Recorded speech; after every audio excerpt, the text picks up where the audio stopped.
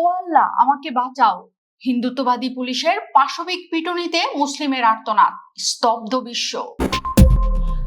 যে ভারত বিশ্বমঞ্চে দাঁড়িয়ে নিজেদের বিশ্বগুরু এবং পৃথিবীর বৃহত্তম গণতন্ত্রের দাবিদার বলে বড়াই করে, আজ সেই ভারতের রাজপথেই আক্ষরিক অর্থে রচিত হচ্ছে মুসলিমদের জন্য এক জ্বলন্ত নরক।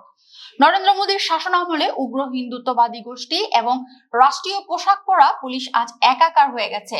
গরু জবাই বা মন্দিরের দোহাই দিয়ে প্রকাশ্যে দিবালোকে মুসলমানদের পিটিয়ে মারা বা তাদের ব্যবসা ধ্বংস করা এখন ভারতের দৈনন্দিন চিত্র। সামাজিক যোগাযোগ মাধ্যমে সম্প্রতি গুজরাট ও দিল্লির দুটি মর্মান্তিক ভিডিও ছড়িয়ে পড়েছে, যা দেখে বিশ্বের যে কোনো সুস্থ বিবেকের মানুষের রক্ত হিম হয়ে যাবে। ও আল্লাহ আমাকে বাঁচাও। গুজরাটে পুলিশের পৈশাচিক রূপ। প্রথম ঘটনাটি ঘটেছে খোদ নরেন্দ্র মোদীর নিজের রাজ্য গুজরাটের আহমেদাবাদের ভেজালপুর এলাকায়।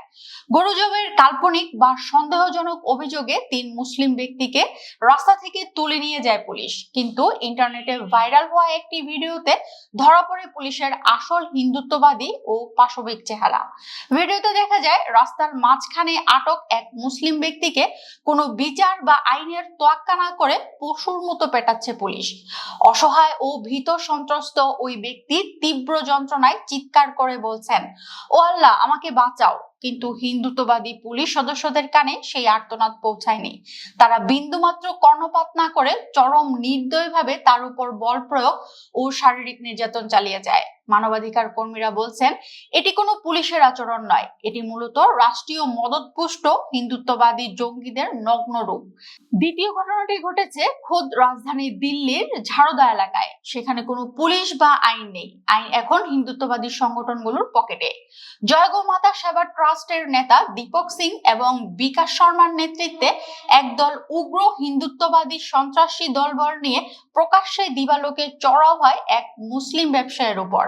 ভিডিও ফুটেজে স্পষ্ট দেখা যায় কোনো আইনি পরোয়ানা বা প্রশাসনের নির্দেশ ছাড়াই এই উগ্রবাদীরা ওই মুসলিমের মাংসের দোকানটি জোর করে বন্ধ করে দেয়। তাদের হাস্যকর ও স্বৈরতান্ত্রিক যুক্তি হলো, কাছেই নাকি মন্দির আছে, তাই এখানে কোনো মুসলিম ব্যবসা করতে পারবে না। রাজনৈতিক বিশ্লেষকরা বলছেন, ভারতে আজ আইন বলে কিছু নেই। উগ্র হিন্দুত্ববাদী চেতনায় উদ্বুদ্ধ হয়ে সেখানে কেবল মানুষের ঘরবাড়ি নয়, মানুষের বেঁচে থাকার ন্যূনতম অধিকারের উপর চালানো হচ্ছে বুলডোজার। একদিকে গেরুয়াধারীদের আস্ফালন, অন্যদিকে পুলিশের চরম পক্ষপাতিত্ব ভারতকে আজ আক্ষরিক অর্থেই একটি জাতিগত নিধনের বধ্যভূমিতে পরিণত করেছে।